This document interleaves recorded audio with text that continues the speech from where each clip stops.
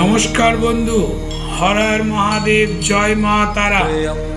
যারা সর্দি কাশিতে বা হাঁপানিতে দীর্ঘদিন ধরে ভোগ করছো, তারা কি করবে? কাল উল্টা রথ, সতী নক্ষত্র, কাল এই বিশেষ দিনে বিশেষ কাজটি করে দেখো।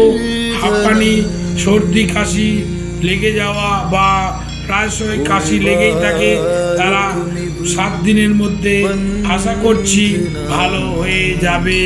কি করবে? সকালে ঘুম থেকে উঠে অতি অবশ্য 1 চামচ মধু খাবে, তার 8 ঘন্টা পর জল খাবে।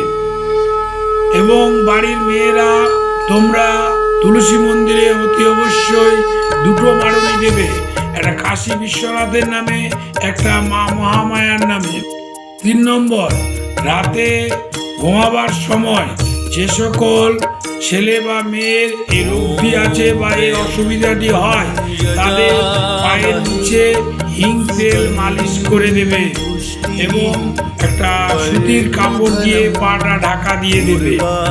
এবং তাও যদি বেশি হয় তাহলে হাতে একটু গরম তেল নিয়ে গলায় মালিশ করে দেবে। এরকম ভাবে 7 দিন করে দাও, দেখবে ফল পেয়ে যাবে।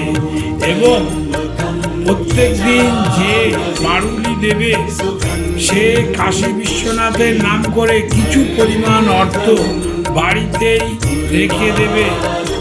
ওই অর্থটা সংগ্রহ করে যদি কেউ কোনোদিন কাশী বিশ্বনাথ মন্দিরে পুজো করতে যায় বা পুজো দিতে যায়, তাকে ওই অর্থটি প্রদান করে দেবে এবং বাবার আশীর্বাদের ফুল যেন নিয়ে আসে।